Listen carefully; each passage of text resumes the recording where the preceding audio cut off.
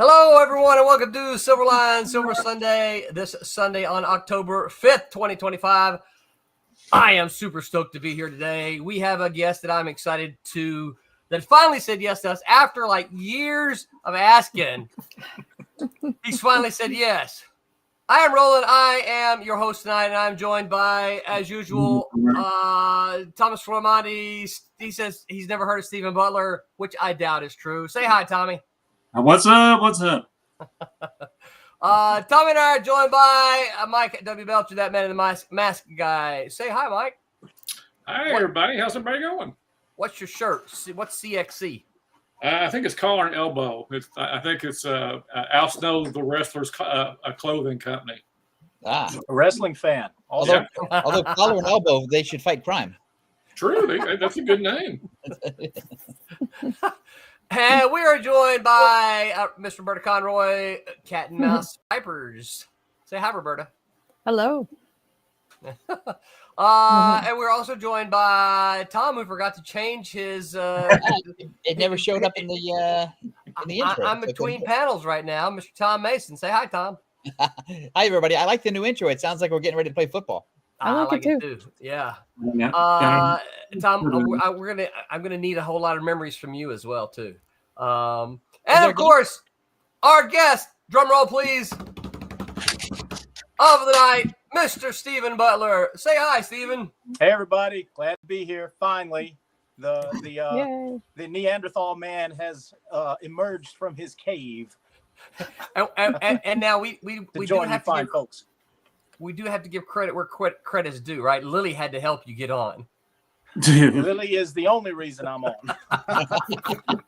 Thank you, Lily. Lily's my daughter, by the way, just to let everybody know that might not already. Most everybody does, though. So I am stoked. Steven was not given a list of prepared questions. He has no idea. Well, he has a little bit of an idea because I kind of told him a little bit, but he has not had the chance to prepare. So I am looking very much forward to seeing what his answers are going to be tonight. Sandbagging. No. The thing about it is, and Tommy can attest to this, I've known Steven for so long. Some of the questions I have, I'm like, I'm not sure Steven will want me to ask that one live. No. We actually went over a few not to ask. So he said, don't all right, whatever. Is it worth reminding Steven that we have a private chat where he can tell us, like, no, not that one? Yes, that's right. Steven, if you ever want to work on the right hand, these questions. I'll leave you a little note. Right, I'll say right here, Steven. This is where you can leave a little private chat. To say, don't ask me about that. No, on the side. Chris and Logan already on here. They said Steven is awesome. Chris and Logan, we agree. Just a fact. Awesome. Yeah, that's right. So, Steven, I'm going to ask the first question. I'll ask the first few questions. The first question is going to be, what's the first comic book that you remember reading as a kid, or comic books? Wow. Man, that goes back a long way. Of course, you and I, most of us here, we come from the days pre-comic book shops. Right. I got most of my comics from the local pharmacy, local grocery store. Whenever I was a kid growing up in my hometown, I'm thinking the first one that I remember was probably an issue of the Avengers. I think in my mind, I'm seeing glimpses of panels from that issue number 100, that one that Barry Smith. Well, he wasn't Windsor back then, but it was Barry Smith drew. when I think they were all in Olympus or something, trying to rescue Hercules or whatever. But they were all in it. I mean, the entire up until that point, all of the Avengers were in it, and I thought that was the coolest looking thing. I didn't know who these guys were. I thought Black Panther was like Batman because he had the ears, you know, and he was just like moonlighting over here. I didn't know the difference between Marvel and DC because I remember some Justice League comics from around the same time, but that would have had to have been like 71, 72, something like that. So you were still a wee lad. Yeah, my dad would bring them. My dad was a police officer in town, and he would bring some comics home to me. Not all the time, but every now and then he would bring them. I remember a Daredevil that I got that Gene Colan drew from around that same time. So we're looking around 70, 71. So I was born in 65, so I was like 5, 6 years old whenever I first encountered comics. But I mean, it was a literal love at first sight kind of a thing. And I remember drawing from them, you know, sitting down and tracing paper over it and tracing the characters, and then I'd draw them. My first memories of drawing were also memories of pain because I would be drawing on my mom's walls, and so, but I never remember a time after that. I never remember a time after that not having pencil and papers so I guess they saw something, there. Yeah. As long as so I you just stopped drawing on the walls. Place. I'm sorry. So your mom was your first editor. Yes. Yeah. Probably giving you that one I've ever had. Yeah. I've had some pretty tough ones. I want to back up for a second.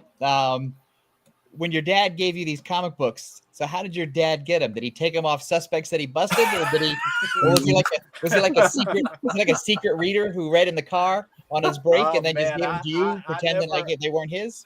Yeah, I didn't ask those questions, and it was probably a good thing that I didn't. But you know what? I still have a lot of those comics that I had back then. Like I said, like we were talking about earlier before we came on, I was one of those from that generation that rolled the comics up and put them in my back pocket and took them everywhere I went. If I was out in the woods and I felt like stopping and reading, I'd climb up in a tree and hang off a tree limb and read comics. I'm a country boy, so that's what you we still did. Look at them, and they still got those two folds, right? One right in the middle, and one right down. They do.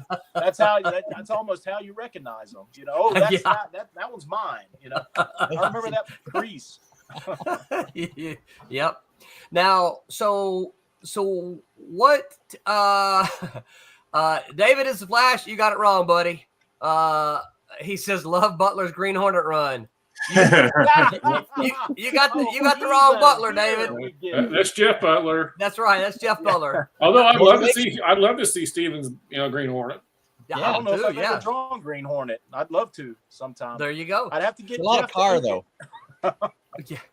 But we literally get that all the time. Let me tell you a story. I was at I want to say it was Heroes Con one year. I don't know, Roland, you might have been with me. I can't remember. It was a long time ago. But I got on an elevator with, I think, Dave Dorman at the time, and Van Williams. That was the actor, right? That played Green Hornet. Yeah. He was in the elevator with us, and he said, "Hey, I really love your work on the Green Hornet." And I just, what did you say? I just said, "Thank you, sir." You say, "I loved your work on Dark Shadows." About that. Oh. So anyway, cat's out of the bag now. Yeah. It happened to another friend of ours, a guy named Jim Chadwick, who was an editor at DC Comics, and people used to come up to him and ask him when he was going to go back to drawing concrete. That's nuts. Yeah. I have an art friend. I have an art buddy that I talk to literally every day, and he's not really in comics. He does work comic adjacent. He does a lot of like stand up comic themed stuff, and his name is Roy Thomas. And really, so yeah, he probably gets a lot of that too. Oh, I bet he does. Yeah.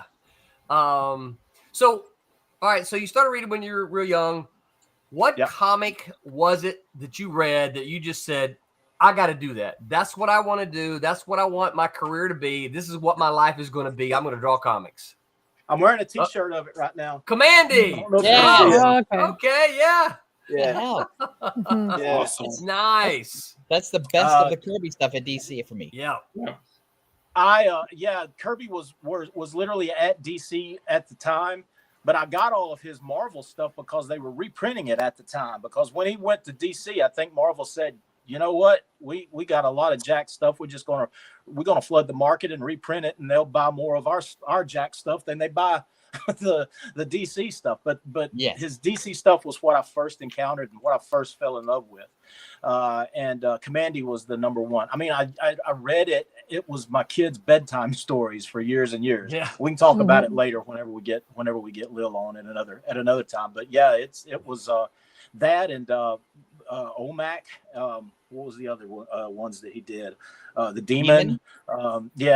New Gods. I was like right on the tail end of that. I got like the last couple of issues of that, but that was a little bit before my time. Got it all now. But we're talking about whenever I was little and growing up. But Commandy was one of the first ones I remember literally going to the spinner rack at the local pharmacy and picking up. And of course, I lived in a very rural town. We didn't get into town every week, and so I didn't get every issue until years and years later. But a lot of those were like standalone kind of not all of them, but a lot of them were like, oh, he's having an adventure over here. And then the next issue, he's having an adventure over here. And they're kind of like, you can read one and still get a complete story, if that makes sense. I Which guess is what a lot of comics were were like back that then. all across the board back then. Yeah. Also, Commandy is the, I think at the time, it's the only boy hero that DC had who was a star of his own book. Oh, Really? Yeah, because I think Commandy's guess supposed you to could be like maybe 12, 13, 14, and DC didn't have another character like that had its own Yeah. book. I mean, there's Robin and there's Speedy or whatever, but they never had their own book. sidekicks. Yeah. right. They were I guess you could say Shazam. They didn't get the Shazam or Captain Marvel until later, I guess. It was early 70s, but Yeah, but I don't think but I don't know Billy if Batson even anyway. Billy Batson would count. He turns into an adult, Nobody says I want to be a newsboy like Billy Batson. Right. Everybody There says you I go. want to fight giant monkeys and talking dogs like Commandy. That's right. That's right. Well, so I know Tommy can verify. So this is a couple times that Steven has said he comes from a small town. That is not true. Steven is not even remotely close to town, right? No. Steven is way out in the boonies, right? Town is a day trip for Steven. So, it's even worse than that. He keeps saying a small town. I came from a smaller town than he did. He did. You did. Yeah. but You guys have a post office in New Augusta. We do have one light, so you got a bunch of lights in Lucas. Yeah. Well, it's grown. It's grown quite a bit. Yeah. But I'm in like a hub. I'm in like a really rural hub. I can go yeah. 15 minutes to Lucedale, 30 minutes to Mobile, Alabama, about an hour to Biloxi, Mississippi, 30 minutes to Pascagoula. I'm like literally, and then there's a Dollar General literally 5 minutes away in every direction. No, there's a Dollar General every 3 miles. There's a Dollar General. Right. That's life in rural USA. Yes. Yeah, just out in the middle of nowhere. One lane street, and then there's a very Dollar rural.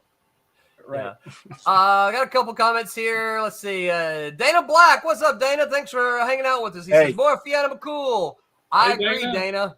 Yeah. Absolutely. Dana is an awesome artist, and he's really yes, he is. He calls himself a late bloomer, but whenever he came out fully formed when he came out. He's a workhorse. What he puts out, boy, he Jeez. churns. Oh, doesn't he? My absolutely. It's awesome. Very unique application of what I don't know of anybody else that does the kind of work that he does. So Well, he's going to go far. Yeah, he's got a style, and that's that you look at it, you go, "Hey, that's Dana Black," right? You know his That's style. right. And That's right. I think that's a very cool thing. Yes, David is the Flash says, "I apologize profusely. I'll see myself out now." Don't sweat it. You heard Steven himself. He says that that happens frequently. So Dana says, "Stick around." Lloyd Smith, hey Lloyd, thanks for hanging out with us tonight. Lloyd says, Lloyd's my buddy. Steven opened my eyes to the fact that Commandy is even better than the Fourth World. Fact. Hey, Lloyd's only about 30, 40 minutes down the road from me. Oh yeah. Yeah, south of me. Wow. Oh, you're a Sends- Kentucky guy too, huh? He Oh, publishes too, doesn't he? I think he's from Yes, he Barberville. does. Yeah, he's in Barberville. Blue Moon. Yeah, Yeah. awesome. Chris and Logan says Steven draws the best Spider-Man and is among the best artists ever. Oh, cool. Oh. He's buttering me up for something. I don't know what. Music division is what it is. Let's see here. A couple more. Dana says, thank you guys. Welcome, Dana. Well deserved. And then Lloyd says, hi, my friends. All right, so Steven, so Commandy is what made you want to draw comics. Yeah, I would say so. Yeah. Your path. What was your path? And how old were you when you read that? How old were you? Said, I'm going to do this. It was around the same time as I was telling you that I was reading the Avenger. It wasn't long after that, so I'd say 6, 7. But I don't wow, that remember a early, huh? time- I'm sorry. That early, huh? Yeah, I don't remember a time. My love for comics is directly tied into my love for drawing and my love for art. That you cannot separate the two because they literally go together. Because I remember the first time I got comics, I was drawing them. You know, I was copying them, tracing them to start with, then copying them, and then saying, "Hey, I think I can do some of this on my own," and found out that I liked it a lot. And I just kept at it. You know, all kids draw, you know, whenever they're little. I see it even still today. A lot of the kids that I go to a lot of, I do like library reading programs in the summer. And I see a lot of kids that are really into drawing, but somewhere down the line they lose interest and go off into doing other things. But every now and then there's that one kid. There's that one kid that continues on, and I was that kid in my generation, in my class, in my school. I was literally the only guy that drew in school, and therefore I did a little bit of everything, you know, at school. But going back, I can't even remember the question now. It had something to do with comics and drawing. Comics and drawing, they go together. It's like peanut butter and jelly, you know, for me. But even back then, I knew Jack Kirby's stuff was different than everybody else's.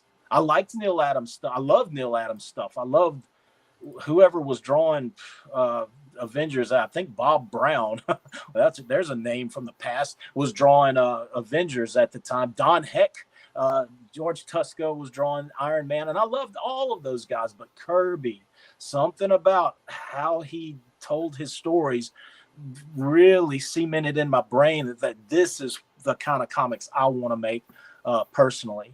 Even though I love John and Sal Buscema, huge fans of them. And I guess I'm kind of like an amalgam of all of those childhood, you know, influences. But here's something I want to get to, and this is something I've talked to you about, Roland. I know that you were more of a what you would call a Marvel zombie as a kid, whereas I read literally everything because I was into the artists more than anything else. And so I would get. You introduced me to a lot of the guys. Do I now? You introduced me to a lot of the artists when we met. I'm like, really? That's who drew that? Okay, I didn't know that. Yeah. I would read Marvel and DC, but I would also read Charlton Comics because they were, for whatever reason, I heard that they had spotty distribution all over the country, but not down here. They were you could find them anywhere down here. And so I got the Charltons. I got Gold Key. Do you remember Magnus Robot Fighter? I would get the Turok, Son of Stone. I love those books, but I knew that they looked different than the Marvel. Now the Marvel style, the way that the stories were told, they were just more exciting, I guess, than most anything else. But every now and then, DC would put out something. When Mike Grell started doing Legion of Superheroes, I was right on that. But it was just certain. I guess I was picky, you know. I would follow the artist, but Kirby was my guy and still is, you know, to this day, always will be. So. But see, and I'm one of those guys that, you know, I bought 1 or 2 DCs, but they never really interested me until they did Crisis. And I'm one of the guys who when they did Crisis, I'm like, okay, I'm on board. If you're gonna clean house, start over at the beginning where I can get on. I'll jump Right. on. And I did. That's when I jumped on to DC.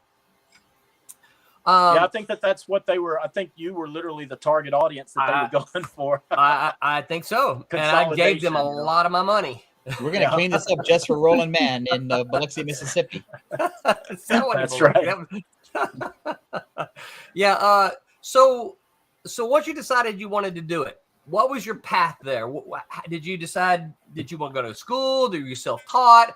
How did you go from, hey, I got a crayon in my hand, I'm tracing comic books, to let's make some comics?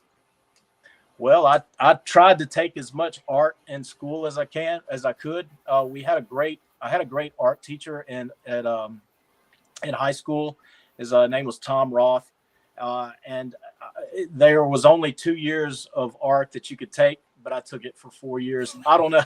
The guy must have liked me because he fudged the books or whatever, and so I stayed doing that for 4 years. Plus, I was like, I got to hang out with the cheerleaders because I became a cheerleader artist, and that was quite interesting.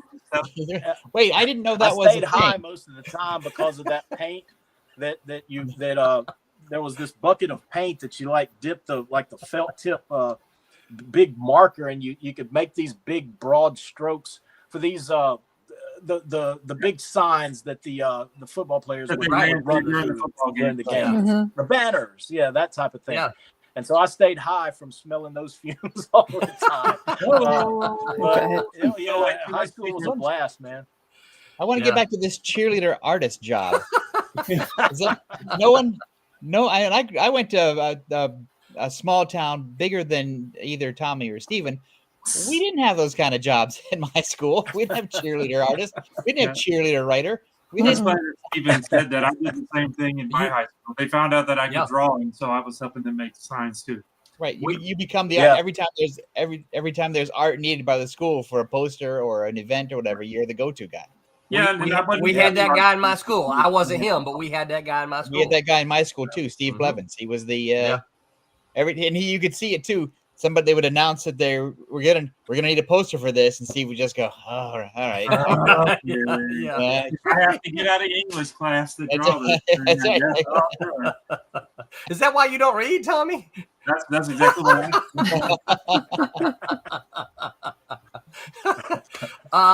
So high school, you took a lot of art in high school, and then you decided to go to.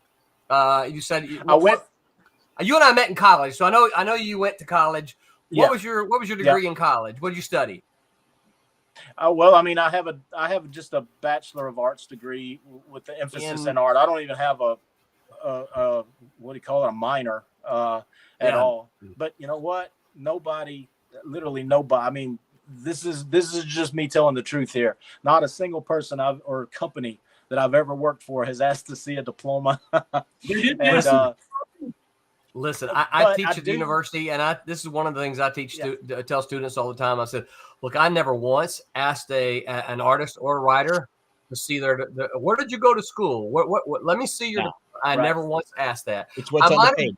I might have been curious after deciding, oh, I like this. What's your background? But never once was that a requirement at all. Right.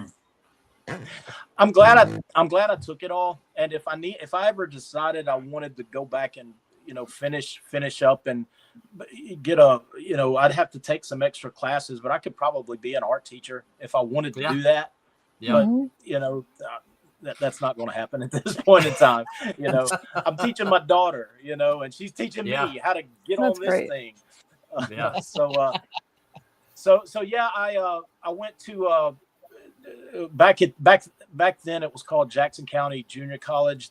Now it's called Mississippi Gulf Coast Community College. I think that's where Lily went there and got her associate's degree. But I got an associate's degree there. That was, I graduated high school in '83, and then I went to. I started that summer going to the community or the junior college, and I took some engineering drawing classes. You want to know why I took that? Because lettering was part of it. And I took it so I could learn how to letter. because I knew even back then that I at that time I knew that I wanted to get into comics more than anything, and I knew that I needed to learn all of it so I could be a jack of all trades kind of a thing. And so from the lettering to literally from scripting to all the way to editing, I studied everything. Now that was like 83 to 85, I guess, that I was down there. Had a great art teacher down there. She was kind of her name was Miss Odom, Miss Pat Odom, and she was like the epitome of the bohemian artist lady that was really, really good. And but she encouraged me to be an artiste, an artist. Right. She wanted me to put my work in galleries and stuff. And I can do that stuff. But she also knew that that wasn't my passion, that comics was what I wanted to do. And she knew that she was fighting a losing fight. She still stays in touch with me. Very encouraging. Oh, that's cool. Yeah. Very cool. Nice. Yeah.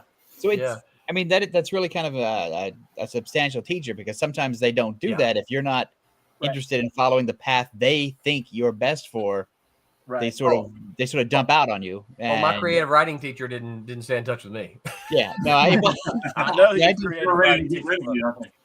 I told my art teacher I wanted to draw comics and draw cartoons, and they're like, "What the hell is wrong with you?" I got a little bit of that too. Yeah. But I think I would show my work, and she was very, and she knew the passion behind it, and she knew that I was putting as much into that as I ever would, and plus she knew my heart was there where it really wasn't with the other, even though I could do it, she knew I wouldn't be. She wanted me to be happy, I guess. Yeah. So we got a special comment here. Renee Florimani says, "I love Steven's artwork. It's so pretty." Who's that? And then she asked, she says, "Is there a specific project that you worked on that you loved or stood out more than any others? Or what is your favorite things to draw?" Thank you for the question, Renee. Yeah. I mean, should I get into that now? That's because the one that I love the most is the one that I do with my daughter. And I know we're doing something else with her. So absolutely, you can answer it, but go ahead. Yeah. I recently, in fact, I'm working on it right now, among many other things. You're spinning plates all over the plate. Probably all of you guys can relate to this, but I'm working on several different projects at the time. But I did a project it was during the COVID. We put out a comic called Fiona McCool and the Hound of Ulster. Did it with Lily, my daughter, who approached me when she was 18. I think she was still in college, and she said, "Dad, can we do a comic together?" And it was like, pow! The light bulb not only went on, it blew. And so I geared a project to both of our strengths. Right. And we came up with this. We're of Irish descent, so I wanted to do something about Irish mythology. And plus, at first I was going to set it like in a futuristic city type, like Blade Runner type of thing. And then I said, ixnay that, because I don't want to draw all those straight lines on the buildings and stuff. And give me something organic, Tarzan type stuff to draw. And then that's when I thought of the ancient, the ancient times, Celtic mythology type stuff. And that's where it went to. But that is the thing and I've worked on a lot of other stuff that I've had just a blast. I'm trying to think of something that I didn't enjoy drawing. I'm sure there's some out there, but most of the work that I've done, I've really enjoyed. But this one hits it because it's home, it's family, And so that's the even thing. Even Dana says, it's coming, buddy. Yeah. In fact, he'll have a pinup in the second issue. Oh, sweet. Nice. Yeah. Very cool. So what was the first stuff? So you got into college. I know by the time I met you, I think we were probably juniors when we met. What year was that? Was that 87, 88? It had to be 87. Yeah, it was 87. Sounds right. I didn't come on over there when I met you guys in 88. So yeah. Yeah. That's when you met us? I thought it was 89.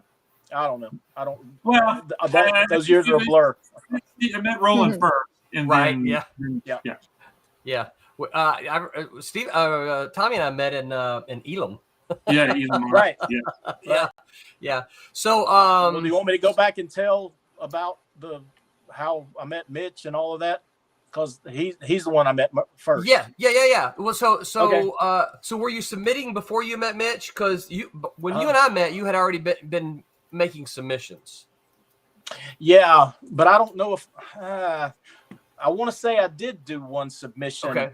but that was separate from Mitch, but it was around the same time. All right.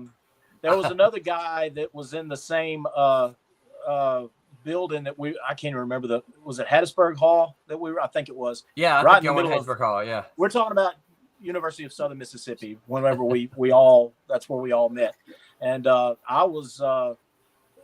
No, I started out in a place called Bolton Hall, I want to say. Yeah. Oh, I that's remember when Bolton, that's when I worked on the submission, and with it was another guy that I met named Dean. I can't remember Dean Brown. Maybe I don't know. Oh yeah, I remember the name. Yeah. Yeah, and he had some.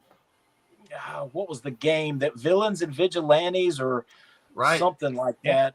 Mm-hmm. One of those superhero game. Role-playing game things. Right. Yeah. He wanted right. We were playing all the time. Right. He wanted me to do up some pages with his characters on there. So I did. His characters look cool. We sent them off to, I don't know, Innovation. I can't remember. It was one of the kind of prominent companies back then. And I got a letter back from Roger McKenzie, of all people, who was, I guess, a managing editor there. And it was a rejection letter, but it was a very long rejection letter. And he was telling me all the stuff that I got right and all the stuff that we needed to work on. And I remember one comment from it. You showed it to me. I still remember it to this day. The water balloon comment. Yeah.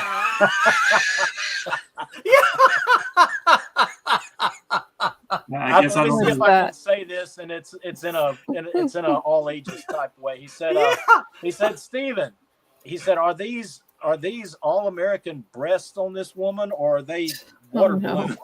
Oh. Yeah. And I'm like, hey man, if Bill Black can get away with it over at EC Comics, I think I can too. So for context, though, Steven had drawn a woman who had fallen, right? So she'd fallen face forward, and so she'd landed on her chest, and she was in doubt. So Roger McKenzie left this really note on the side of it. And you know what's crazy about that? Years later, I would wind up working with Roger on several projects, but I never let him forget that though. But yeah, I did that around the same time that I had already met Mitch, because he was in class. I'm talking about Mitch Bird here, who was my former studio partner, I guess, back when I was doing all the Marvel stuff. And he was over at DC doing the Guy Gardner and all of that, the Green Lantern and all that stuff that he was doing there. I was doing Silver Sable and Spider-Man at the time. That was later, but this was, I guess, 86. If I met you in 87, I had known him for a while before I met you, so I guess it had to have been in 86. And so we met in class. Or was it kind of? I mean, I saw him in class, but okay. Another friend of mine came up to me and said, "Hey, outside of class, I think we were in what was the name of the place we went to eat? The Commons." Commons. Yeah. Anyway, we were in the Commons, and a friend of mine named Paul, I think, he came over and said, "Hey, the military guy, this other guy that draws a lot of stuff, that draws in kind of the same way that you do." And I said, "Oh, really?" And he said, "Yeah, his name's Mitch." And he said, you ought to meet him. And then I think I met Mitch, but it was for another reason. I think we went to we were taking an art history class or something, and we went to compare notes and study or whatever. And I just happened to bring it up, like, "Hey, they said that you drew kind of comic book style." And I found out really quick that even though he drew similar stuff than me, he was influenced by a completely different set of artists. I come from more of a Marvel, DC, mainstream background. He was straight up heavy metal, Warren, creepy, eerie, Vampirella type styles, which is, it's still, in the same. He understood storytelling, and so that's where we locked in, and we found common ground there, and we just started working on proposals and just drawing sketches. I started inking him. We did a little ink wash type thing, and I don't know whatever happened to those pages, but we turned them into like the art contest. It was like a 4 or 5 page story, something that you would kind of like see in Creepy or Eerie magazine. It was a Barbarian thing, I think, about a cape that came alive and would envelop people and turn them into skeletons. It was really cool. But we turned it into Coast Con down in Biloxi. We turned them into the art contest. I can't remember if we won anything or not, but it caught Walt Simonson's eyes. He was the guest there that year. And what's funny, you and I made this connection once before, is that we were both down there at that Coast Con, that same Coast Con that Walt and Louise was there, but we hadn't met yet. Yeah, weird. That's really weird. Walt was one of the first artists that reviewed I didn't really have a portfolio. I had a sketchbook, that was in there, but he was really helpful in sitting down and just going over stuff that I need to pursue, other stuff that I might need to avoid, kind of a thing. Very helpful. Very. He doesn't remember it, whenever I bring it up to him, but I said, you did it. And so you're to blame. But he started doing the same thing, kind of thing in college too. When he was in college, he was doing illustrations for, and then making submission packets out and appearing in sci-fi fanzines and stuff like that. Right. I think in college was when he started first doing that whole Surtur saga that he later did in Thor for real. I think he did it like as a I don't even know if it was an art class. It might have been a literature class or something that he did. He did a graphic novel version of what he later did in the Thor comics. So I thought that was his Star Slammer, the thing that he did maybe in college. Maybe it was both. Who knows? Never throw anything away. Yeah, right. Recycle. Yeah. But yeah, Mitch and I worked on numerous things, and Cat and Mouse was one of them. I remember he gave me like, gosh, I don't know, 3 or 4 pages of something. I said, what is this? He said, it's Cat Burglars. I just call it Cat and Mouse. It's very that's the way Mitch always is, very nonchalant. It's just almost like a throwaway thing. He said, it's something that you might want to work on. Here's another thing. Mitch was working with blue pencil back then, and it was that real waxy blue pencil. It's hard to ink on. It resisted. I was using, I guess, Higgins Black Magic ink back then. That was back when Higgins Black Magic was actually good. Not so much anymore.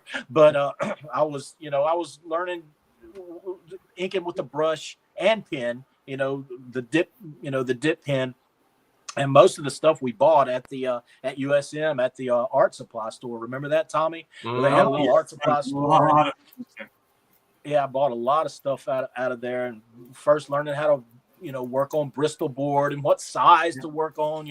When you first start out, you don't know what, you just draw it on regular loose leaf paper. Right. Yeah. But I remember taking those home, and I not only inked it, I lettered it too. So it was a sequence. And I remember doing that on a summer,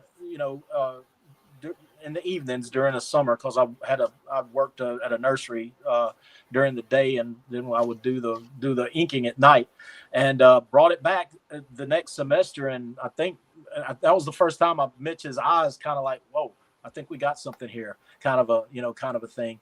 And so we y'all had a little. I can't remember if we had sent those pages out by the time we met you, or y'all hadn't done anything with them when I met you, because you said you hadn't done anything with them when we met, but you also had a little like a little 6-page superhero thing. Maybe. They me and Mitch did. Yep. Yeah, I remember. Mitch penciled it. Had this They big had Colossus-looking guy, metal guy in it. Yeah. They had all skin tight costumes. They were very. Yeah. They weren't real. They looked like uniforms. They all kind of looked the same. Yeah. The girl had like electric powers or something. Yeah, I don't remember much about it other than that. Me neither. I probably have photocopies of them in my studio somewhere in a box. Yeah, somewhere. Yeah. So do you want to tell the story about how we met, and then I can tell you what I remember, and we can compare. I want you to tell it from your point of view first. Okay. Because I remember my point of view, but I want you to tell your point of view. Well, all I remember is that by that time that was our second semester there, and Mitch and I were not roommates, but we were suite mates. There were like 6 guys, I think, in a suite there at Hattiesburg Hall, and so, I'd see Mitch all the time because we were in the same place. And we were probably working on more submissions at the time, different drawings and stuff. And I remember you came in with your then girlfriend, BJ, and there were several other people with you. It wasn't just you two. There were several others. And you came in, and she was it Homecoming Queen or Homecoming Court? Okay. She came in and was basically saying, "Hey, vote for me," kind of a thing. Right. We said, sure, why not? You're the first one that's come, so you get my vote. And then while you were leaving, I mean, it wasn't you didn't stay long, but whenever you were going to leave, I had a painting, I think, that I had done of one of my own characters, just hanging, that I painted on wood. I want to say it was wood. Yeah, it is wood. I painted it. I still own it. And really? I do. Still? Okay. I still own it. Wow. Well, it was hanging on the wall. It was like a character that I had created, and as you were leaving, you said, "Hey, who's into comics?" I think you said. And I said, "Well, I draw comics," and you said, "I write comics. Hey, let's team up and do something." And that was it. Hey, what a hallmark! Yeah. Was there any fireworks? I don't think Just Mitch like was that. there. Mitch was not there. No. Yeah. You gave me your phone number. I remember before because we had to go because the girls were making all the rounds. Yeah, making the rounds.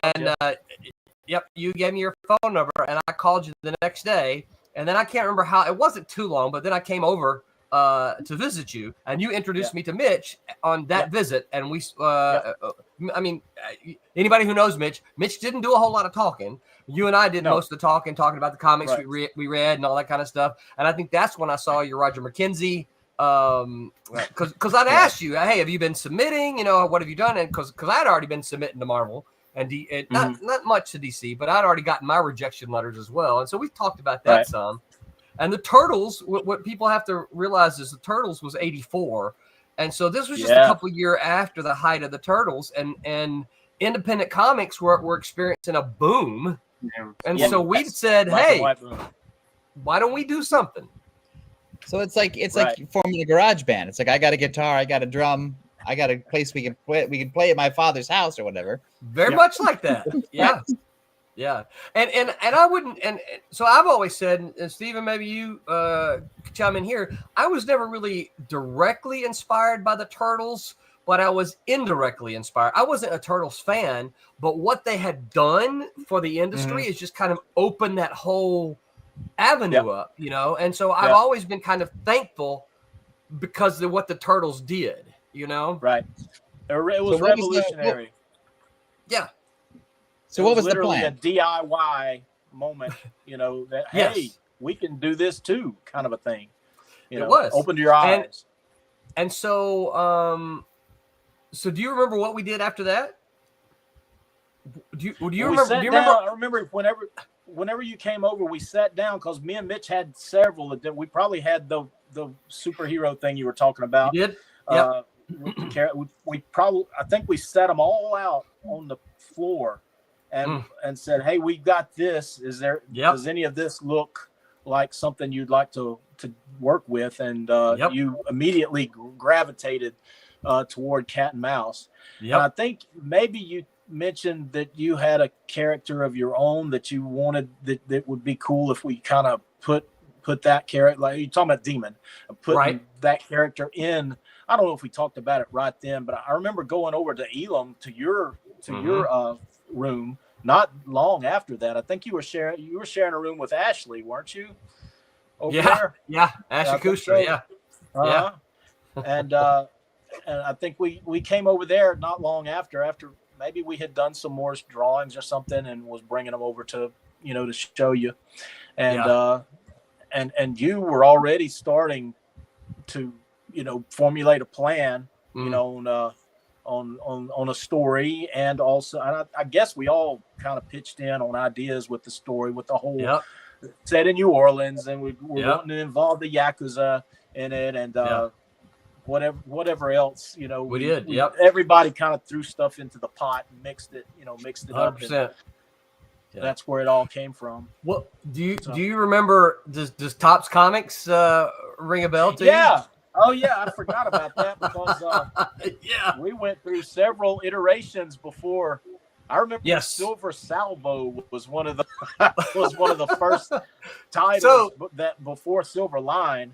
Yeah. And I always thought it was weird because I wound up at Marvel. Working on a character called Silver Sable. After doing a book called Silver Storm for Silverline. So I was kind of like the Sid dude there for a while. So, do you remember? You didn't realize how much that was right in the same time. That's really funny. Do you remember that we actually solicited Cat and Mouse as Top Comics through all the distributors and got orders? Do you remember that? I didn't know that we got orders. I got all the orders. I don't even know why we changed. I like that. Mitch did a logo for it, if I can remember. I still have that. Yep, I still have that. Really. So we got orders of 4,400 copies, right? Man, here's it. Do you remember? It's good. Do you remember going to the bank with me? Me and you going to the bank, putting on ties and going to the banks? You don't remember that, do you? No, I do not. So here's what happened. Yes, you were with me. Yeah. So here's what happened. We got these orders. Guys in mullets, right? And guys in mullets. So we got these orders. Skinny guys in mullets. And we did not have the money to pay for it. We're like, well, we got orders because we were like 4,400 copies. How are we going to, we can't pay for that. But we had purchase orders from these distributors saying that we want these copies. And so Steven and I got all gustied up, put our ties on, and we went to several banks in Hattiesburg and asked for loans using our purchase orders as here's our orders. See, we're going to get the money. And I can still remember one guy at one of the banks going, well, we ain't giving no loan for no comic books before. Can you use a tractor with that? You don't remember that? Oh my gosh! And he tried to get you to buy in on a tractor for your comic book company. Yeah, the tractor needed a comic book. I mean, the comic book company needed a tractor.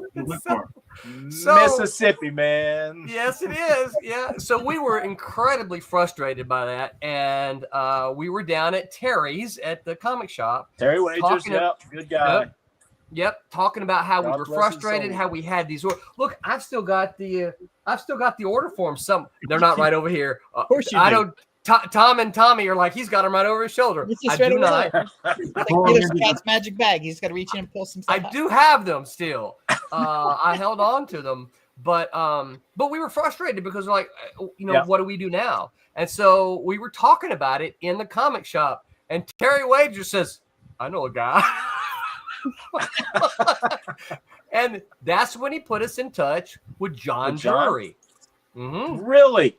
Terry was responsible. Oh man, Terry was responsible. I don't remember that either. Yep. But that answers my next question. I was like, where did John come from? Now I know. That's where John came from. And I don't remember how Terry must have given me his address. This is pre-internet. Everybody's got to remember. Sure. So I put together this big package, right? Made all these photocopies of all the stuff because we had that. We had Silver Storm that you had already started working on. We had, you remember Scott Hamilton? Yes. I've forgotten his name, but now I'm flooded with memories. Yes. he had a book that I want to say he had done 12 pages of it, or maybe even the whole thing. I can't remember. Wow. That Barry Gregory had written. Yeah, I remember that. Yep. And so we had all those photocopies. We sent all of those to John. John sent us back a letter with a contract. And we're like, whoa, okay, that was fast. And so you and I sat down and said, well, here's what do we want out of this, right? So we talked and we came up with this big plan. And then John and guy you said you saw, Mike Churchill. Mike Churchill. They drove all the way from Albany to Mississippi to sign contracts with us. Yeah, I remember that. So y'all had the first issue of Cat and Mouse done? Is that what it was? We I think so. Not printed, but dude, we I had mean, it was all. we had the first issue done. It was colored, actually right? It was the was first colored. one came out in It was colored. By colors that shall remain nameless on this stream. And Mitch had already penciled like 4 issues. I think Steven had already inked at least the second issue as well. Yeah. At least, right? We had a whole chunk of stuff, right? So we sent that to New York. They printed or to John. They printed the 1 issue, and now they had already been doing Jazz Age Chronicles with Ted Slampiak. Yes, I think Jazz Age had 3 issues out or something like that. Mm-hmm. And then that's when they went under. And then I'm giving the abbreviated version. And then we took the printed copy from EF Graphics, which was John and Drury, along with all of our photocopies. And that's when we sent them into Tom Mason. That's right. Yeah. This was 1990, maybe 89. 89. 89. Was it? Yeah. Okay. Yeah, because you and I were working at that bookstore. Yes, that we time were. in I've got this right here. Bookland.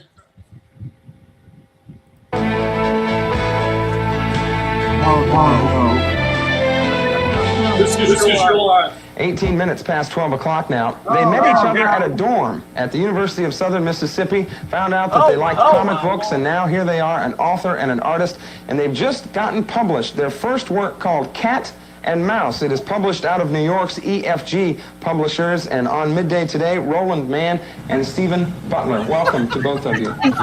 First of all, elaborate a little bit, if you would, Roland, how you guys got together.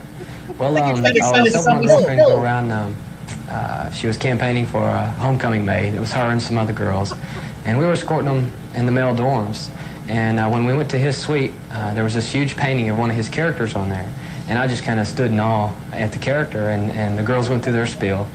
And they left, and I was still standing there looking at the painting. And I said, well, who's into comics? And Steven said, well, I draw comics. And I said, well, I write comics. And so we just put it together from there. And how do you, I mean, we know how authors get their manuscripts published, but I mean, how did you get your heads together? How did you work as a team and pick it up from there? We just had a lot of ideas that we threw together. And we got together one night and came up with the whole plot for the story that you see in Cat and Mouse #1. And it's just like a chain. Everybody has their own job to do. The writer does his part, and then we have 2 different artists that are working on Cat and Mouse. I'm one of them. Another one is Mitch Bird. He's our 3rd partner. And we also have someone to do the coloring, and then it's shipped off to the printers. But you can't do anything as an artist until Roland, as the author, gets everything. Is that accurate? That's true. Working as a team is the best way to make a quality comic book. But Hattiesburg is not known to be a publishing mecca. Now, where did you, once you got All right, so that's I reckon. Come on, I'm entranced. Look at you guys. You look like you're in the net. Smoke, man. I love those ties. I love when those ties were. I love wearing the ties. Yeah, we're all going down to Danceteria and buy some pills. Why wasn't Mitch on the show? Mitch never did anything. Mitch You was know always why Mitch wasn't on the show. Or I on the mean, show. yeah. I do the thing. I'm not going on it. Mitch just you- draws. Mitch was like, no. So I don't think I've ever seen Mitch wear a tie. Ever. Yeah, I haven't either. I have so many questions. Okay, fire away. I knew this would take us forever to get through this. Well, it's just first of all, it astounds me that local TV show would do this. Oh, and that have was you guys on. news. In It was 89, news. yeah.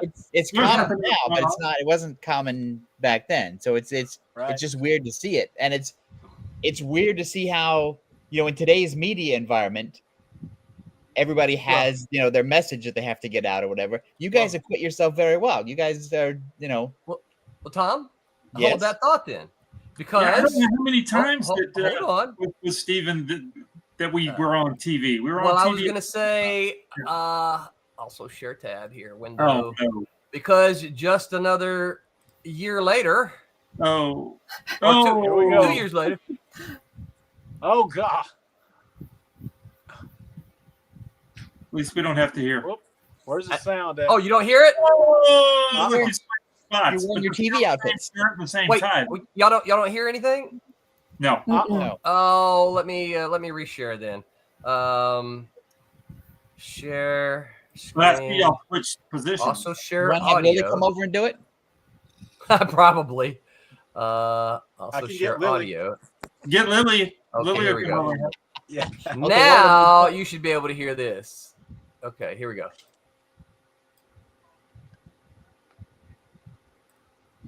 The men behind Silver Storm and Cat and Mouse, and creating just what it takes to put together a comic book between 1991. Roland Mann and Steven Butler. Notice these are Aircell comics. Writing to creating to illustrating and editing. The two men join us this morning, and thank you both for being here this morning. Steven's poised, pen in hand. He's going to do some illustrations here for us in a moment.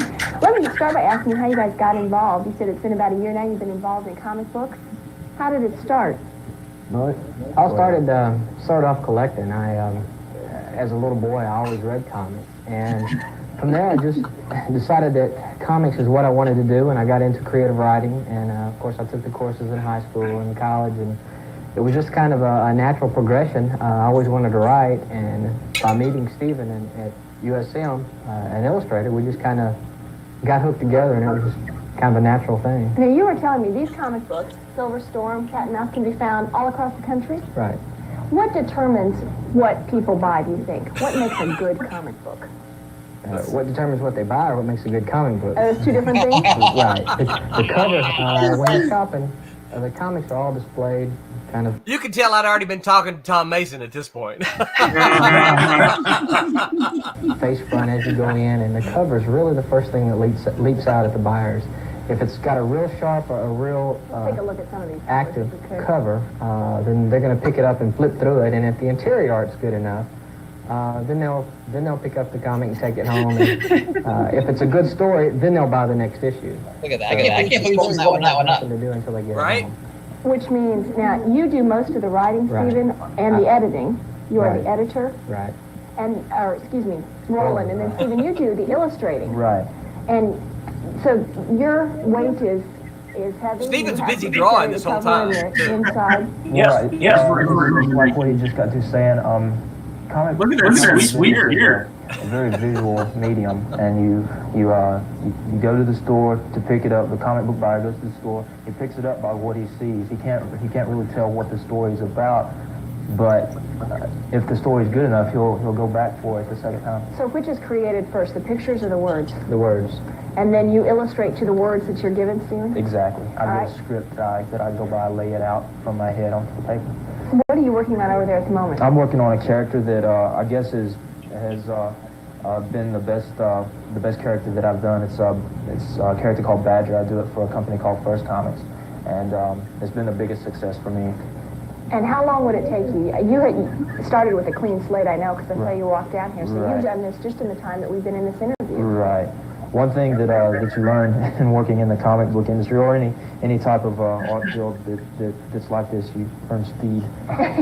So how long would it take to take a comic book from conception to hitting the shelf? All right. So So- anyway, So That's cool. so here, I mean, So I was neither of the already two. working. you had just gotten the Badger work from first. Yeah. And that I remember getting that call. We were Mhm. we were working at the bookstore, and we Yep. got a call from First Comics because we had mailed the Cat and Mouse Yep. Well, no, not just Cat and Mouse. The whole Silverline wasn't Everything. It was like a whole package. We sent it to Eclipse and We sent it to everybody. and innovation. Yeah. Yep. And of course Malibu, and of course Yep, Malibu. And I remember we got a call from First, and then right after that we got a call from Malibu, and so it was weird how it happened. Just boom, boom, just like that. But it was those were strange but fun days. Yes, they were. Yeah. So one of the, I know Tom's still got all kind of questions here, but one of the things I want to let folks know is because, one of the things that I know people that listen to our stream are often doing independent comics or want to make their comics, that kind of thing. Oh yeah. And one of the things that often doesn't go spoken is that you and I both graduated from college about the same time. We were working a 40-hour job at a bookstore. Yes. At the same time that we were trying to break in. So we graduated with a degree, right? We got a 40-hour job at a bookstore as retail clerks. And then while we were doing that, we were working. We would come home at night and work on comics. But do you think it's because the two of you were sort of working together? Butter and jelly sandwiches. Right. What was the question, Tom? Do you think it's because, it's hard to do it as a comic book creator when you're on your own. Yeah. It's just you. It's hard to get your motivation going. So you think it's because the two of you were together and you were part of this community of other creators around you that you guys could sort of push each other up and don't be so hard on yourself. Let's go. We're making some comics. And so do you think the community aspect of the way you guys work helped? Yeah, I think so. I absolutely do. Yeah, I do. Yeah, I think because Mitch was a consistent. Mitch was never my roommate, but after college, Steven and I became roommates. We were roommates for a year and a half, and but Mitch was always nearby. We played racquetball together, pretty frequently, and so even then Tommy was still in the town as well, and he was right there, right? So I think so. I think the idea that we were all there, kind of pushing each other, kind of it was there. I think anyway, there was a lot of camaraderie early on in what we were doing because it was exciting. And at the time, there was one other person in Mississippi that had made a comic. you remember James who that was? Petty. Yep, James Hanther. Petty, Hanther. Mm-hmm. It was a black and white magazine type comic that I only saw it available through Bud Plant. That's where I got my copies from. But I knew he was from Mississippi. Yeah. So and he was there was one other Mississippi artist. There was one other Mississippi artist that I didn't find out about until later. His name was Russell Keaton. He worked on Buck Rogers, the comic strip back in the 30s. And I didn't know that. His own comic strip called Flying Jenny, about aviatrix or whatever. And he died young, like late 30s from I don't know if he had something happen to him that it was unfortunate that he passed away because he was really, really good. Yeah, but Mississippi is not really known for its book artists. It felt like at the time that we were kind of pioneering, a new thing, and there was a lot of energy going on at that time. I know that when we were living in that one house we lived in a house with two other guys. One, his name was Ashley Kustra, who was Roland's roommate back in college. And then there was another guy named David Rogers. And four of us were, splitting the rent. And we saw a lot of activity in that house. And I remember our studio, our quote unquote studio, was in, like, I guess you would call it the dining room of the house. Yep. Because the kitchen was literally right there. It was really easy to get up and go make a pot of ramen noodles whenever we got at midnight, whenever we got hungry. That man right there got me hooked onto Led Zeppelin while we were living in that house. I was listening to a group called Kingdom Come at the time, and he said, "Oh, you like those guys? Well, let me let me show you the OG, the original, the originals. And I'm like, wow, and got hooked. So now you know what we were listening to while we were doing all this stuff. It sounds like certainly at the beginning, these beginning stages, you were working on some variation of the Marvel method, where you guys are doing sketches. Roland is saying, "Well, these things trigger my story sense or whatever," and I got some ideas for it.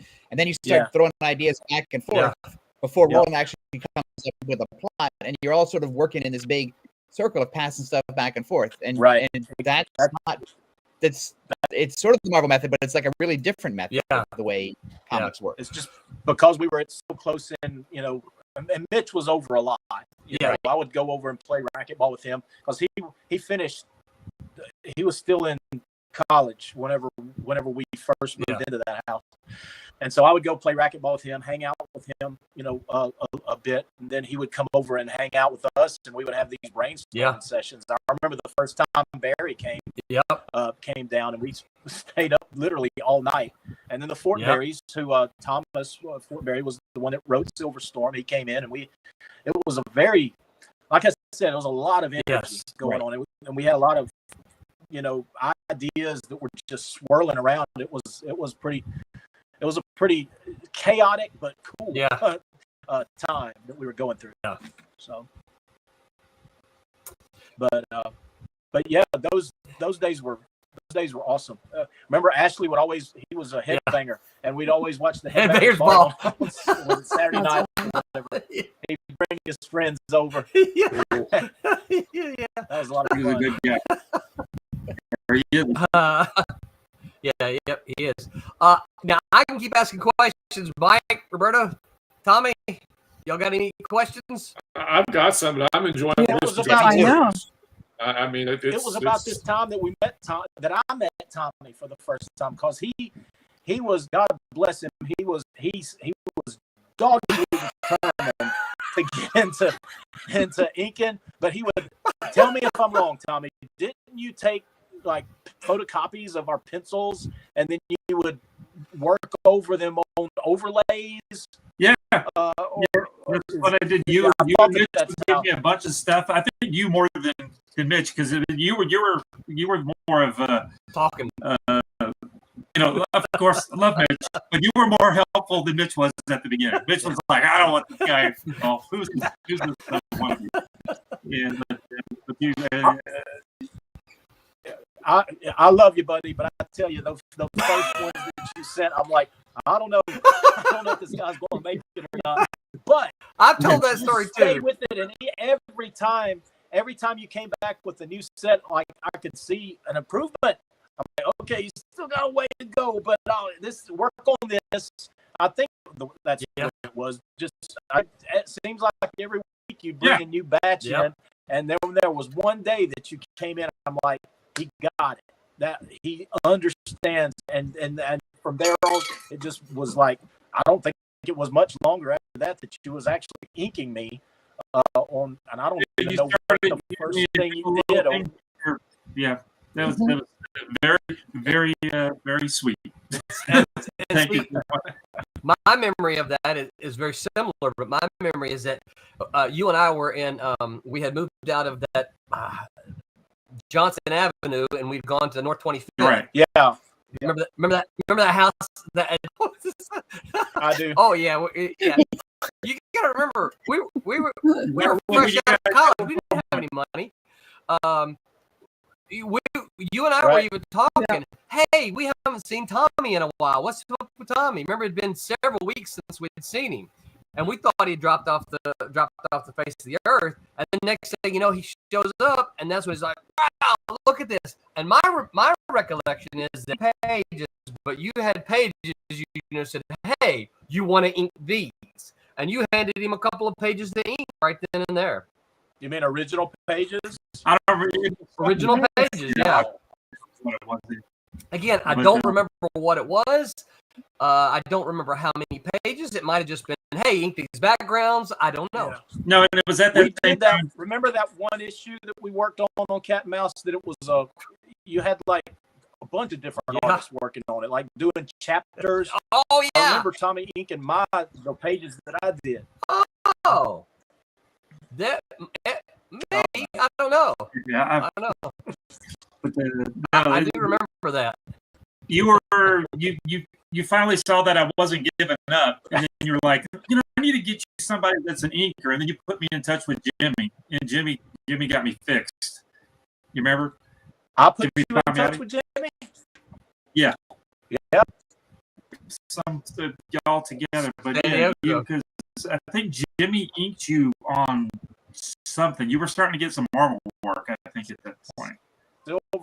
I think he inked the Silver Sable issue over me, I think.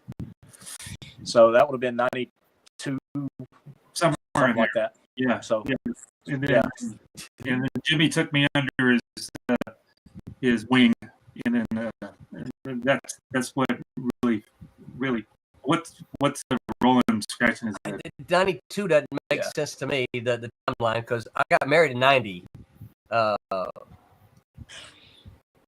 So, and then moved out to Pedal. Yeah. Right. I remember that. Yeah. So Pedal for a while. And then the boys' clubhouse atmosphere was over. Yeah. Well, Steven moved back to Loosedale. Yeah. Yeah. And then I was in Pedal for about a year or so before BJ went to graduate school. And I moved up to Starkville. There was a thing that we together. Yeah, it was crazy because drive to Starkville, drive to Loosedale, drive to Starkville. Yeah. Yeah. And I'm still living in Hattiesburg. There was this thing. What, Tom? Well, there was this thing when you were working for Malibu and sending the books in from your house. Mm-hmm. Your address changed like every 6 months. And we'd get it. I moved again. Send my check over to here.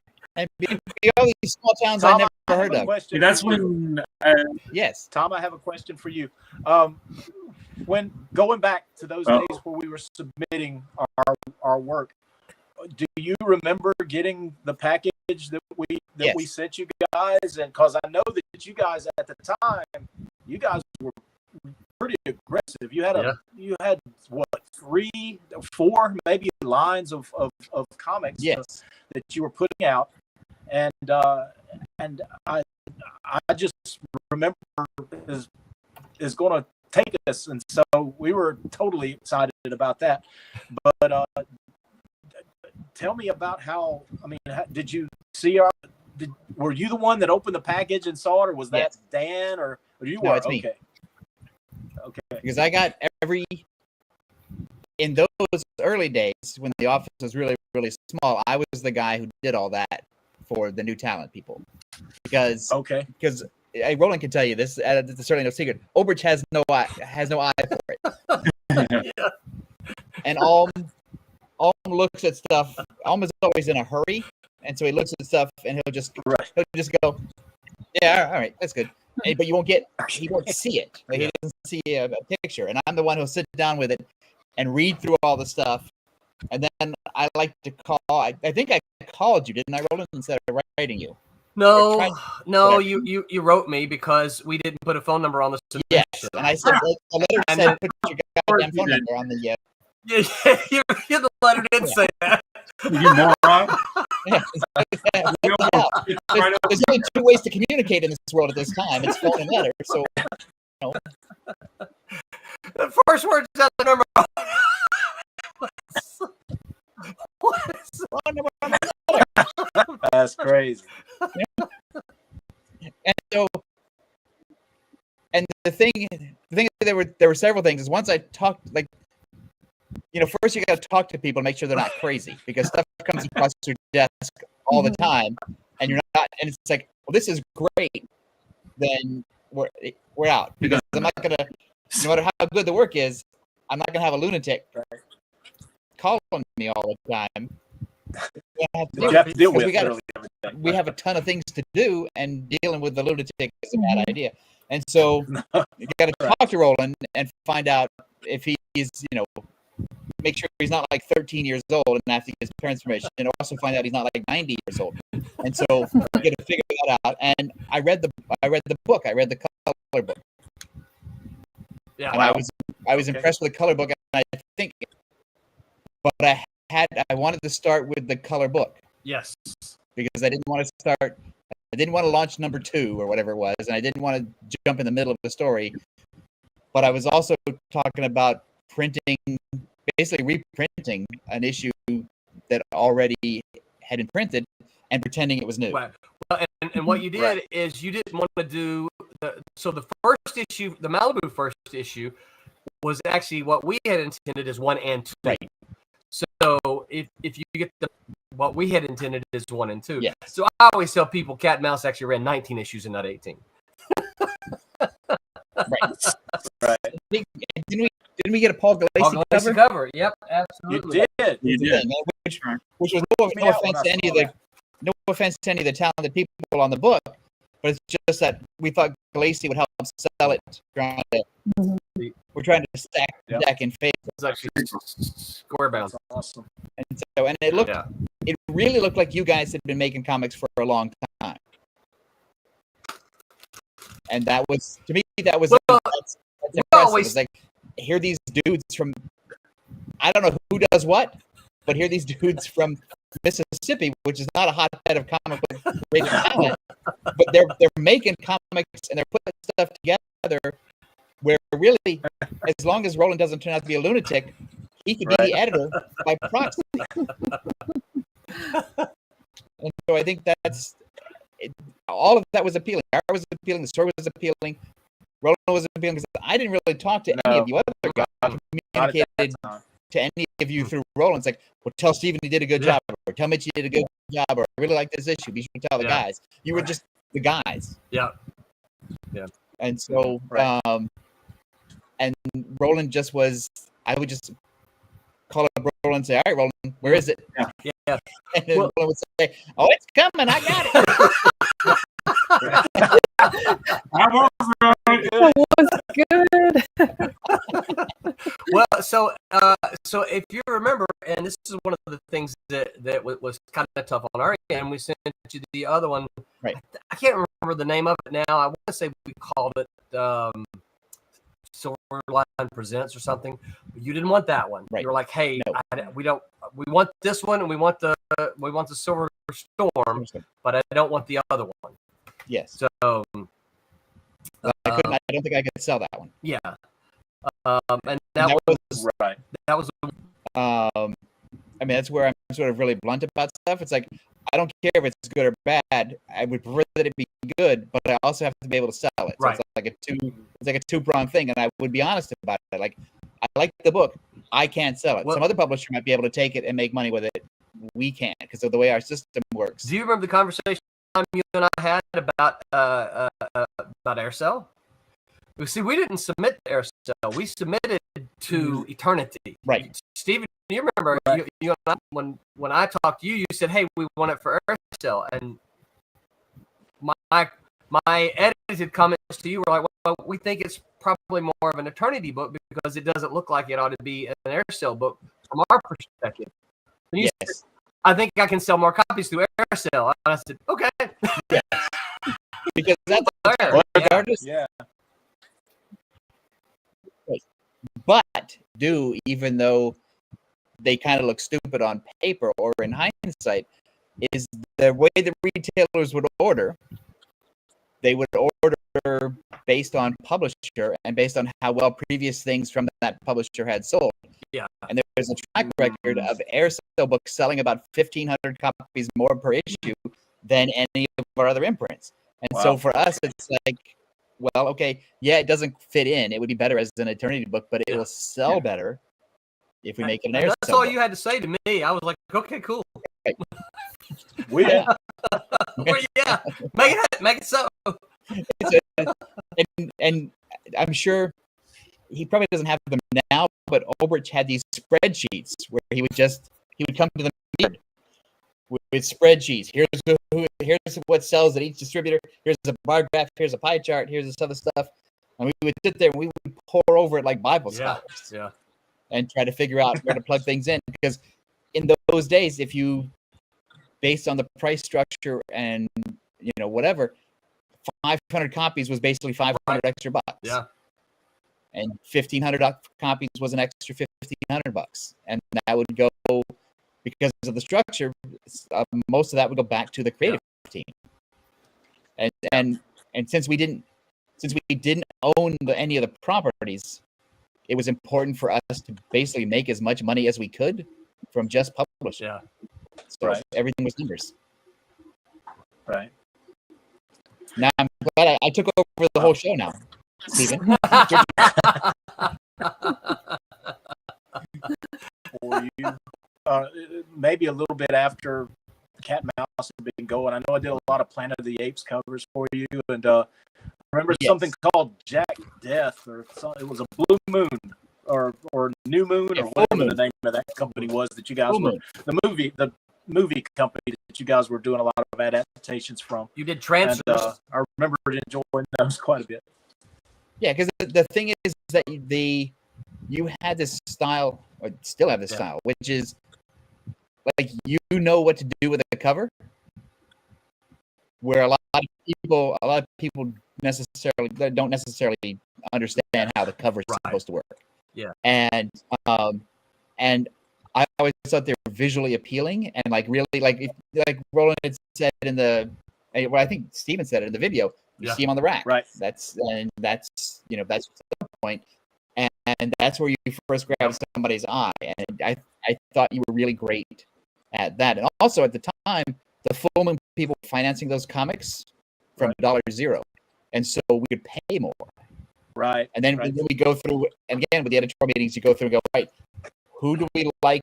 Who we've been paying cheap rates for so long for these kind of people. Who's been working for us for a long time and might like to get a decent payday, and then we make a list of people, and there's numbers. Very cool. And also the quality of the work. We show those things to the Full Moon guys, and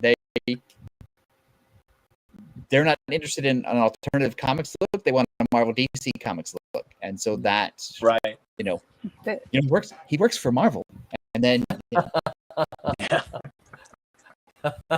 right. Yeah. I remember that. Well, my clock. I was going to just say. Go ahead. That's no. What do you remember? What timeline-wise, I was working for First Comics doing the Badger, and I literally got thrown into that. There was no do a fill-in issue of John Sable or do a fill-in issue of Grimjack or nothing. It was straight up and on the Badger. At that time, I remember Mike was he was doing these the scripts that I would get were just like he would draw these drawings. He would lay out.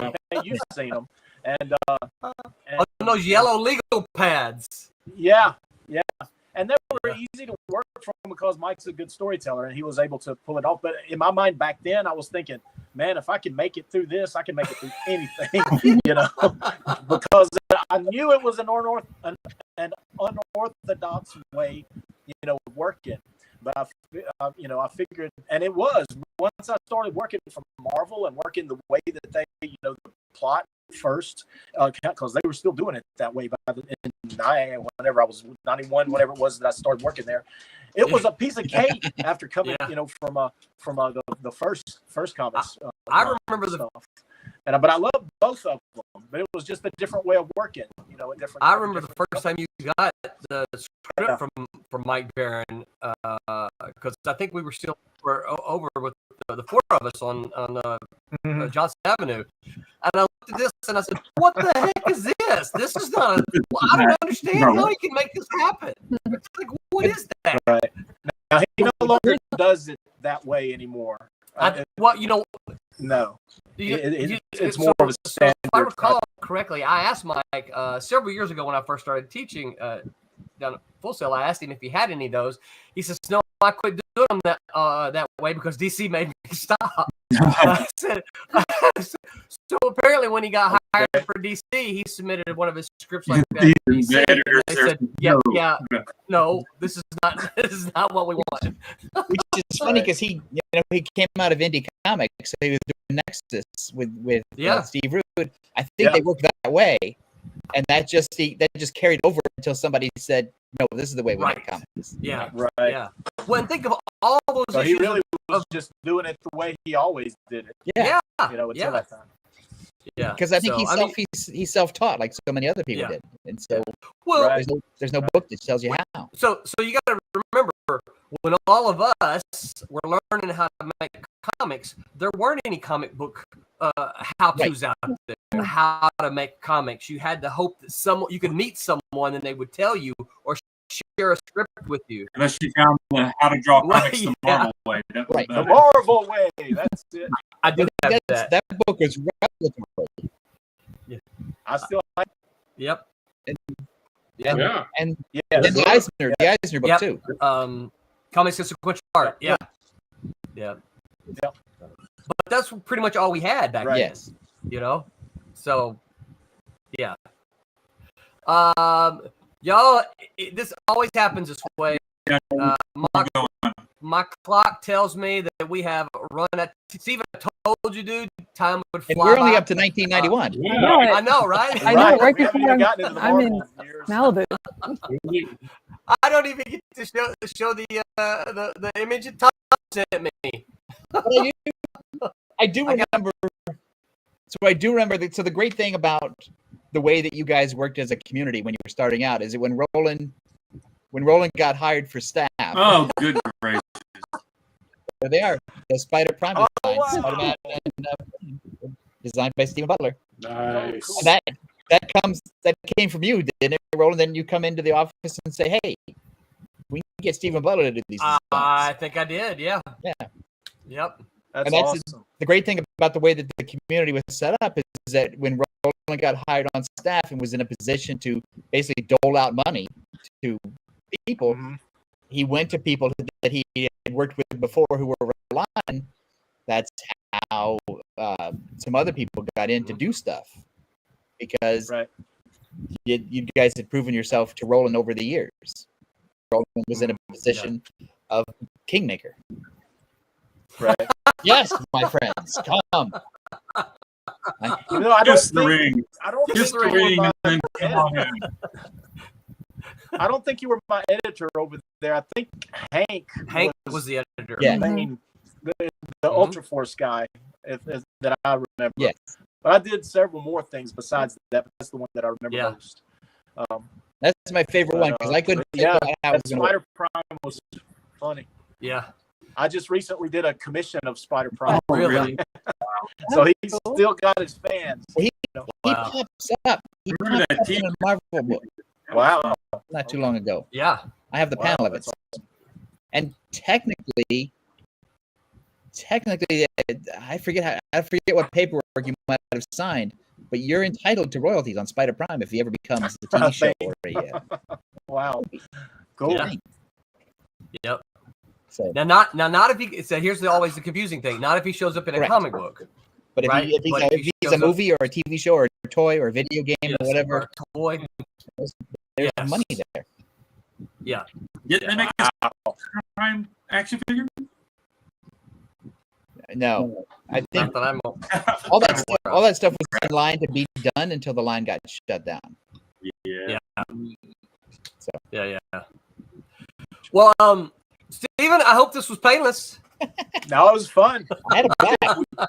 We still didn't cover, but just No, we didn't even. fraction of Well, it. so We need a well, so part here's two. my question: Will you come back and do a part two? Part 2, part 3, whatever. That was Okay. great. You were talking about that. We've already got. I'd have So one I've already question. got you. Okay, go ahead. And before we go, the book you did with your daughter, McCool. how Yes. how can people who are watching get it? Yeah. Where can they? What's the website? What's the place? Where do they go? Lily just happens to be in the kitchen right now, so I can call her to come and tell you that information herself. I want to know where they I can don't get know. Send me money. and I will It's one of send those you my- www things. Yeah, we have an eBay store that all of our comics are. We have Fiona McCool on there, plus a lot of the Archie variant covers that we worked for Archie Comics now put together as a daddy daughter team, and got quite a few products out there, but it's on her. Hey Lily. It's on her. Hey Lily, when you get a chance, send me a link, and I will add the link to the information up on the stream for all of the places. We'll put it in a news. You do that? Yeah. It's a flowering lily. And That's what I was. Yeah. Just send me that link. You can email it. You can Facebook message it to me. Anyway, send me that link, and I'll get it added to all of this. So when people find this show after the live, they'll know where to go. And for all you folks, Mississippi, and just say, Steven! Right. And then Plus one out the window. There's nobody else. now, Steven, I know you and Lily do a lot of shows. Where are you going to be next? Our next thing is, I mean, we do a lot of shows, but we do store signings. Yeah. And our next is a store signing at Port City Comics in Mobile, Alabama. That's on the 25th, I think. And then, on November the 8th, we're going to be in Daphne, Alabama, just across the bay from Mobile. There's a new store, new Covert Comics, who have a store in Foley. They're opening a new store in Daphne. We're going to be there for the grand opening. Nice. And then our next show that we're going to be doing is called Cajun Con. It's run by Scott Ennis, who does the Scooby-Doo voices and stuff. He's at a lot of shows that we do down here. And it'll be in Gonzales, Louisiana, which is between. That's our last 3 appearances. Just ask her. And that's as far as I know, that's it for us this year. So next year, I mean, we do shows about at least once a month, and so sometimes we skip a month and have 2 shows 1 month. Yeah, so I found that side hustle, but it's for a lot of people that I know. Yeah. That's what they do now, especially a lot of guys that can't get work at the big companies. They do shows. I know. Well, I got one buddy, Sam De La Rosa. I'm sure you know him. He the inker. He is a show literally every weekend. And but he's got to. He's an older guy who started a new family, so he's got kids. He's got to say next year. We have our schedule cracking up. Yeah. I know we've got at least 6 shows that we're doing next year as well. So yeah. One of these, one of them will obviously have to be hooking up with you guys somewhere. Yeah, we need to. I don't Absolutely. know you guys' schedule. I know you do a lot in Florida. Mention me to Tom. Yeah, I will. I will absolutely say something again. Yeah. Okay. Well, Tom doesn't own it anymore, but he still helps the guy. So I will absolutely mention. Let him know you're interested. Yeah, Shadow. But now Steven and Lily have actually agreed they're going to come back here. They will be back with us on part 2 and 3, but we're going to talk about Duo, what Steven and Lily are doing now, and we're going to promote the heck out of them and catch everybody up on what's happening with them. That is November 16th, so you guys be sure to mark that on the schedule. What about the rest of the gang? Anything planned? Anything coming up? Mike, Tommy, Tom? We got a Halloween mall con thing coming up next weekend after next. That is on the. I'm looking it up here. That is on the 26th. 26th. Yeah, 26th. Yeah, that's in Leesburg, Florida. Saturday, I believe. It's a Halloween fest. So all of you in the Central Florida area, make sure you plan to come and see me and Tommy and Javier and Jose. Carrie Bibbins. Carrie will be there. Yeah. So, Steve. Doing well. Yep. Yeah. Very, very short story for this for all you listening. Carrie was the first artist I ever met and tried to convince to make a comic book with. I met Carrie in junior college and I still got some of his drawings, I think. I tried to convince him to do a comic book. Of course you did. Yeah. It's right here. Let me grab it. Yeah. I think you guys make it sound like I got a portal. Yeah, I think you do. And I'll be New York City. I'll be at New York City Comic Con. This coming week, starting Thursday. I'll be around That's on Thursday. So if you guys kind of like San Diego. If you want to see Tom, he doesn't have a table. You got to reach out to him. Tom, meet me at the corner at the 1:30. That's right. Buy me a hot dog. Don't be a lunatic. Yeah, that's right. This town will drop you so fast and walk away. I didn't know that was next. So on Tuesday, making the best horror comic. The Tuesday crew discusses how you can write, draw, or color the best horror comic possible. Learn how to tell spooky stories and make our Wednesday Whammers your round robin part ? Another round of zany questions for our intrepid crew. And I didn't realize this was for me next week. What grinds Roland's gears? This is next week. Roland's got things that grind his gears, get him worked up. We're going to find out what those are next week. Does that get on your nerve? What's People that? parking backward? No, that does not get on my gears. That grinds your gears. Oh, yeah. Steven, hang out a few minutes when we're done here, and Okay. we'll chat a little bit here if I figure out how to. Where's my? All right. Until next time, you guys know what to say. Remember, make mine Silverline. Good night, everybody. Hi, I'm Dave Dorman. Make mine Silverline.